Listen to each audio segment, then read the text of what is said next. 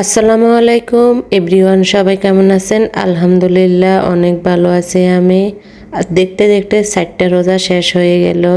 তো আজকে আমি এখানে ওই যে কালকে জামাটা কাটলাম, আজকে এখানে কিছু অংশ সেলাই করতেছি। জামার গলাটা আজকে সেলাই করলাম, কারণ ব্যস্ত মানুষ সময় পায় না।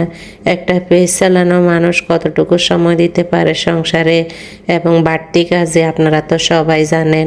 তো এখানে একটা পুডিং বানানো রেডি করতেছি সন্ধ্যার জন্য। ইফতারে যেন একটা পুডিং থাকে আজকে, সবার আবদার। তো পুডিংটা বানানোর পরে ওইটা ফ্রিজে রেখে দিলাম।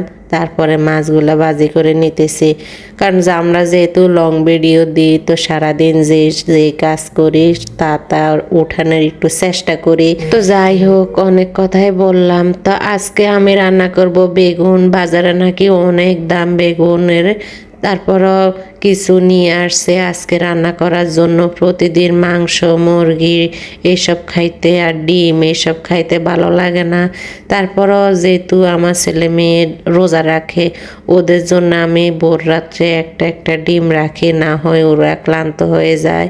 তো মাছগুলো আমি ভাজি করার পরে এখানে আমি বেগুনগুলো কষিয়ে মাছগুলা দিয়ে একদম পুরাপুরি ঝোলটা দিয়ে দিলাম, সাথে বুটটাও ভাজি করে নিলাম। দুপুরের দিকে রান্নাগুলা করে ফেলাইলে একদম জোহরের নামাজের পরে একটু রেস্ট করার সময় পাই, না হয় আর সময় হয় না। অনেক রাত্রে হয়ে যায় শুইতে শুইতে। এই যে ভিডিওগুলা এডিট করি ভয়েস দিয়ে অনেক সময় লাগে যায়। পুডিংটা ফ্রিজ থেকে বাহির করে ইফতারের আধা ঘন্টা আগে এভাবে ছুরি দিয়ে কেটে এটা ফ্রিজে নিয়ে নিছে। দেখেন কতটা সুন্দর হয়েছে, একদম লোভনীয় হয়েছে। এত ভালো লাগছে, এত নরম, মুখে দেওয়ার সাথে সাথে মিলে গেল। তো অনেক ভালো লাগলো। আজকে ইফতারের পরে এটা খাইছি। তার সাথে ইফতারিতেও বুট পেঁয়াজু আলুর চপ এগুলি তো আছে। এগুলি খেতে খেতে একদম রোজাতে অবস্থা খারাপ হয়ে যাবে সবার। তারপরও কি করবো, এগুলি না হলে যে মনে হয় যে ইফতারি হয় না।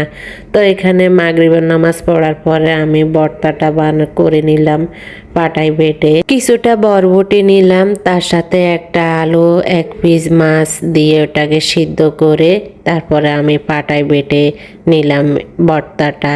খেতে ভীষণ মজা হয়েছে। আমি এটা বাটার পরে আসি, তারাবির নামাজ পড়ছি, তারপরে ভাত খাইছি।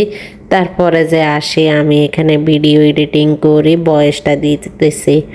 অনেক ভালো লাগছে আজকে ভর্তাটা। অনেক দিন পরে এভাবে একটা ভর্তা বানিয়ে খাইলাম। ইফতারের পর ভাত খাইতে আর তেমন ইচ্ছে করে না, তো এরকম একটা ভর্তা হলে কিছুটা ভাত খাওয়া যায়। তা আজ এ পর্যন্তই। আল্লাহ হাফেজ।